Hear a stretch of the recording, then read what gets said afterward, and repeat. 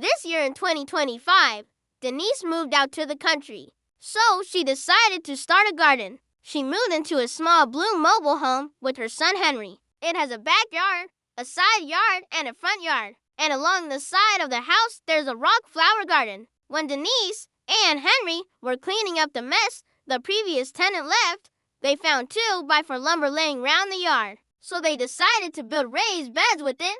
They built 5 beds in a U shape in the front yard. At the back of the blue mobile home, there was already a raised bed. So they filled it with dirt and planted flowers and raspberry plants for the next 2 months. They cleaned up the side yard and added more raised beds. They planted flowers and vegetables, and the U-shaped beds were planted with vegetables, herbs, and flowers. The last project was the rock bed beside the driveway. Once the weeds were cleaned up, they put in compost and flowers. And here are the before and after pics.